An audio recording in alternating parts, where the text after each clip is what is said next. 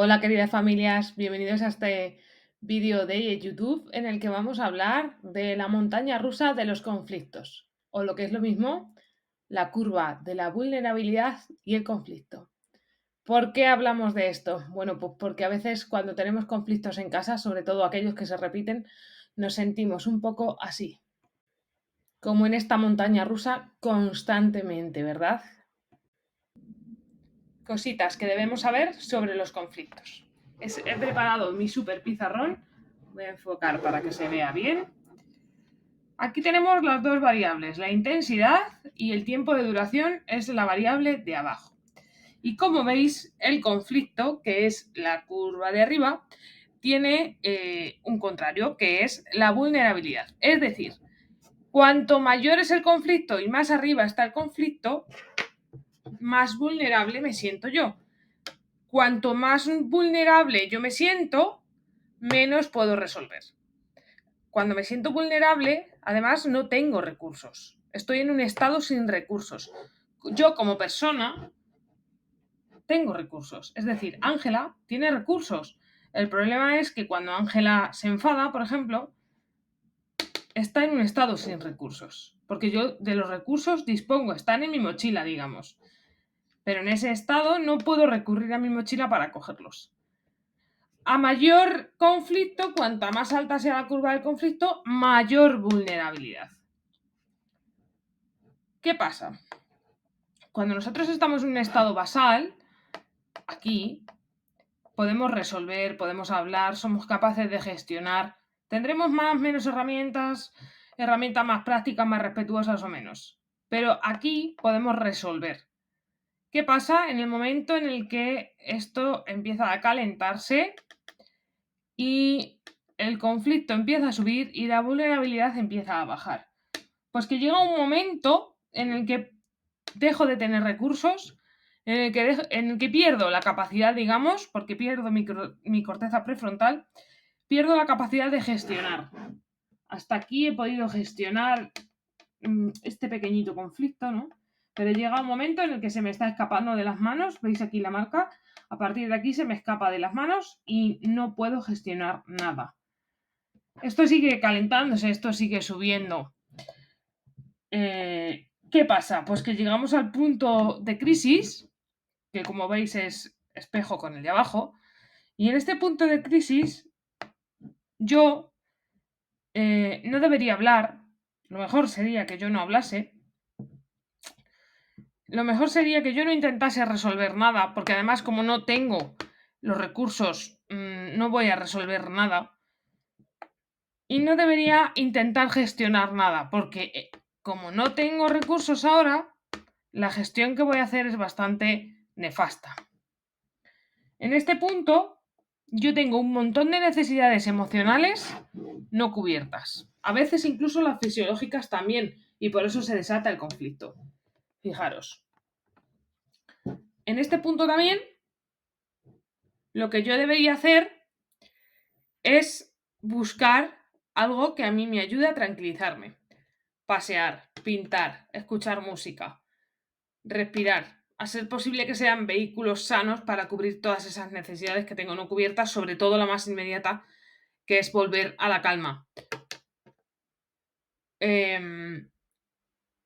Es probable que tengamos vehículos menos ecológicos y sostenibles, como pueden ser fumar o recurrir a otras cosas. Pero yo necesito volver a esta calma. Yo necesito tranquilizarme. ¿Para qué?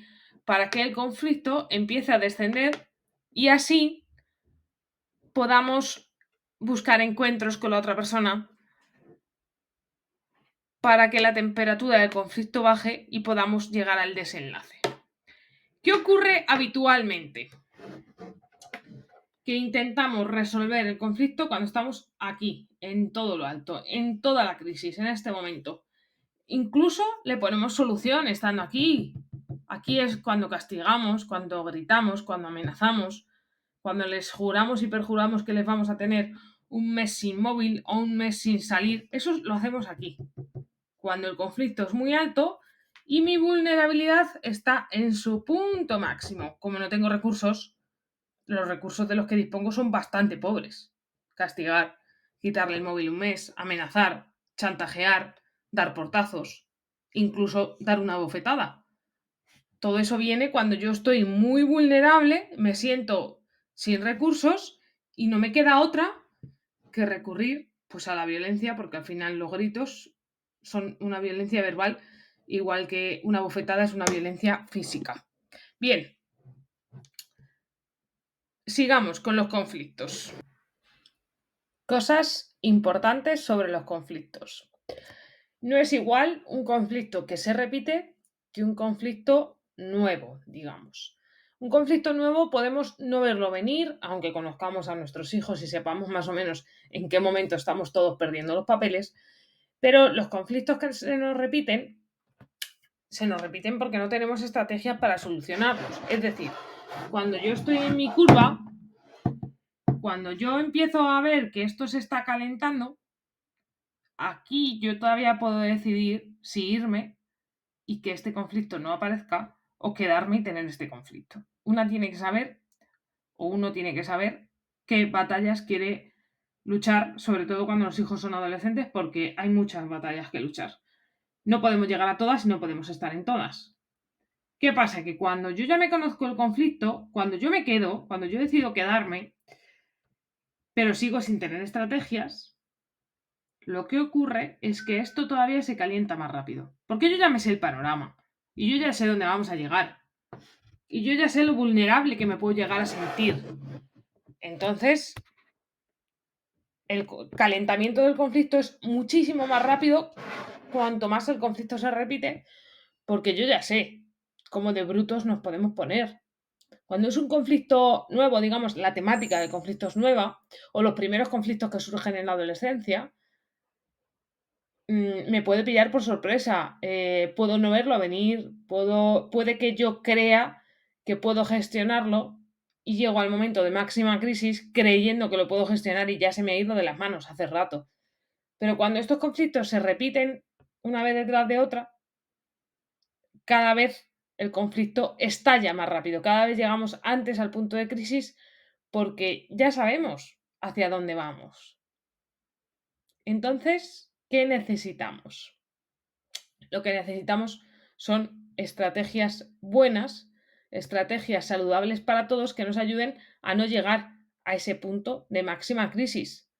¿Cuáles pueden ser estas estrategias? Cada persona de la familia, cada miembro de la familia debe conocer las suyas, porque no a todos nos funciona lo mismo por igual. A mí me puede funcionar muchísimo ponerme los cascos e irme a andar y poner un pie detrás de otro, como suelo decir, cuando la cabeza no da para más. Para mí, lo más sencillo es poner un pie detrás de otro, empezar a caminar y la cabeza se me va alineando sola. Es como que al hacer camino todo se va organizando. Pero otra persona puede decir, no, a mí me funciona muchísimo más sentarme, relajarme, me bebo un vaso de agua, miro por la terraza. Otro puede decir, no, no, no, no, yo en ese momento me voy al gimnasio a hacer pesas. O no, yo en ese momento prefiero fumar. Es una estrategia menos saludable, pero también puede ser una estrategia. Hay mucha gente que lo usa como estrategia. O hay quien puede decir, bueno, yo con cambiarme de habitación tengo suficiente. Si estamos en el salón y veo que el conflicto viene, pues yo me voy a la cocina y me pongo a vaciar el lavavajillas. O yo me voy a mi habitación y me siento a leer un libro. Cada uno tiene que saber qué estrategias son las que le funcionan. Y además, a veces entramos en conflicto, nuestras estrategias entran en conflicto y necesitamos de terceras personas que nos apoyen un poco. Por ejemplo, si mi estrategia se basa en quedarme sola para poder tranquilizarme, pero tengo un hijo adolescente que su estrategia se basa en tener contacto físico, probablemente mi estrategia y la suya están entrando en guerra. Y se puede venir otro conflicto porque cuando yo quiero soledad y no me apetece que nadie me toque, la otra persona sí quiere un contacto físico, un abrazo o por lo menos estar juntos. Pero si yo entiendo que estando juntos el conflicto no se va a acabar nunca y de hecho vamos a llegar a mayores, estamos entrando en guerra. ¿Qué pasa? Pues que una tercera persona nos puede ser muy útil porque yo puedo salir de escena para quedarme sola y la tercera persona puede darle ese contacto físico que la otra persona necesita. Por eso debemos conocernos muy bien, no solo a nosotros mismos, sino también a nuestros hijos e hijas.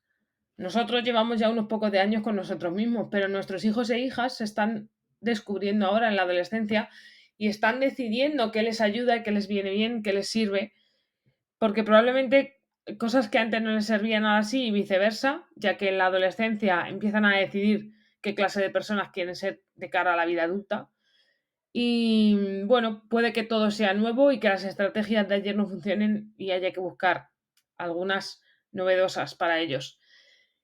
Pero el conocimiento es súper importante. Y el respeto hacia la manera de cubrir las necesidades de la otra persona. No estoy yo sola en esto. La otra persona también tiene unas necesidades que necesita cubrir y hay que buscar un punto de encuentro. Para esto es muy útil hablar y negociar fuera del conflicto. En el momento de máxima crisis ya hemos dicho que no se habla, no se gestiona y no se resuelve. Ahí solo tenemos estrategias para tranquilizarnos. Y si no las tengo, me las busco en ese momento. Pruebo con una cosa o con otra. Pero en ese momento no puedo buscar una solución para el conflicto porque la solución más rápida va a ser ese grito, ese castigo, ese portazo, ese bofetón. Y no es lo que queremos, ¿verdad? Familias, recordad, no hay personas sin recursos, sino estados de la persona sin recursos. Yo tengo recursos. El problema es que cuando estoy en un conflicto y mi vulnerabilidad está a tope, esa Ángela, esa parte de mi persona, ese estado de mi persona, no tiene recursos. Pero mi mochila probablemente esté cargada de recursos. Entonces necesitamos volver a un estado en el que sí tengamos recursos, ese estado de calma. ¿Qué tal se os da eso de volver a la calma?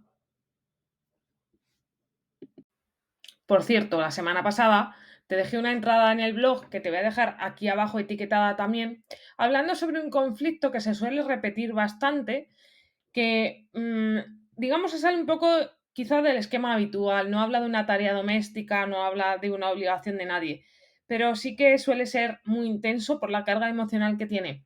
Y es ese momento en el que tu adolescente te dice que te odia. ¿Te ha pasado alguna vez? Te dejo la entrada en la descripción del vídeo. Espero que te guste.